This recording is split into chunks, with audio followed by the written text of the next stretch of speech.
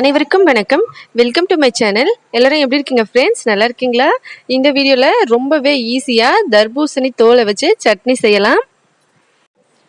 முதல்ல தர்பூசணி பழ தோல் எடுத்துக்கலாம். அதில் மேலே இருக்க தோலை சீவிட்டு உள்ளே இருக்கிற வெள்ளை கலரில் ஒரு பகுதி இருக்கு இல்லைங்களா, அதை வந்து சின்ன சின்னதாக கட் பண்ணி எடுத்துக்கலாம். இந்த மாதிரி கட் பண்ணி எடுத்துக்கிட்டு ஒரு மிக்சி ஜாரில் போட்டு நல்லா அரைச்சி இதை எடுத்துக்கலாம்.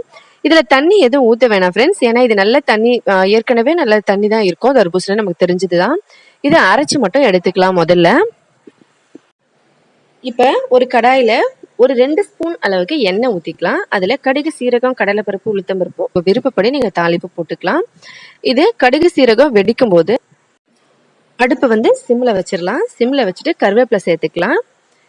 இதோட மஞ்சத்தூள், அதுக்கப்புறம் மிளகாத்தூள், இது 2 மட்டும் எண்ணெயில் சேர்த்துக்கலாம். அடுப்பு சிம்மில் வச்சுருங்க. அதுக்கப்புறம் இந்த மாதிரி நல்லா கலந்துக்கோங்க. எண்ணெய் வந்து நல்லா சூடாக இருக்கும். அதனால் மிளகாத்தூள், மஞ்சத்தூள் போட்டதும் பச்சை வாசனை போன உடனே நம்ம வந்து அரைச்சி வச்சுருக்க தர்பூசணி தோல் இதோட சேர்த்துக்கணும்.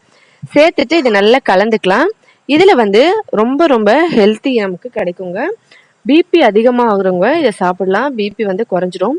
அதோட பொதுவாகவே நம்ம தர்பூசணி பழ தோலை வந்து சாப்பிட்டுட்டு தூக்கி போட்டுருவோம். அந்த மாதிரி தூக்கி போடாமல் இந்த மாதிரி சட்னி மாதிரி செஞ்சு சாப்பிடலாம்.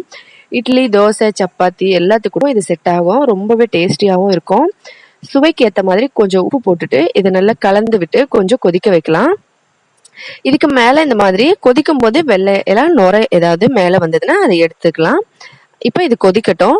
அடுப்பு வந்து ஹை ஃப்ளேம்லேயே வச்சு இதை நம்ம கொதிக்க வச்சுக்கலாம்.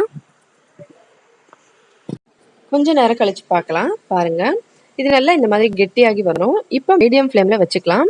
தண்ணி வந்து நல்லா குறைஞ்ச பிறகு இந்த மாதிரி கொஞ்சம் திக்கான பகுதி இப்போ தெரியுது இல்லைங்களா, இந்த மாதிரி வந்தோடனே அடுப்பு மீடியமில் கொஞ்சம் ஸ்லோவாக வச்சுக்கலாம். இப்போ இது எண்ணெய் வந்து கொஞ்சம் கொஞ்சமாக பிரிய ஆரம்பிக்கும். எண்ணெய் பிரிகிற வரைக்கும் நம்ம இதை இப்படியே மீடியம் ஃப்ளேம்லேயே வச்சு கொஞ்சம் கொஞ்சமாக குக் பண்ணலாம்.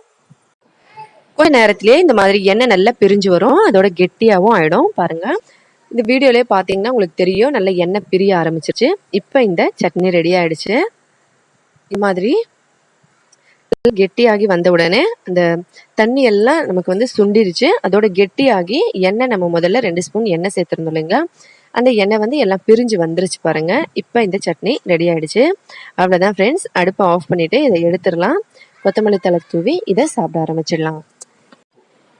ரொம்பவே ஹெல்த்தியான ஈஸியான ஒரு சட்னி தர்பூசணி தோல்லேருந்து ரெடி ஆகிடுச்சு. பாருங்கள், இது ரொம்பவே டேஸ்டியாக இருக்கும் ஃப்ரெண்ட்ஸ். உங்களுக்கு வந்து மசாலா ஐட்டம்ஸ்லாம் நல்லா பிடிக்கும் அப்படின்னு நினச்சிங்கன்னா எண்ணெயில் நம்ம மஞ்சள் தூளும் மிளகாய் தூளும் போட்டோம் இல்லைங்களா, அப்போ வந்து கொஞ்சம் கரம் மசாலாவும் சேர்த்துக்கலாம். இதனால் இன்னும் நல்ல வாசனை வரும்.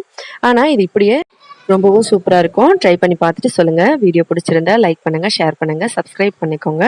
ஹெல்தியான ஃபுட்டை வீட்டிலேயே சமைச்சு சாப்பிடுங்க. ஹோட்டல் ஃபுட்ஸ் அவாய்ட் பண்ணுங்கள். நன்றி, வணக்கம்.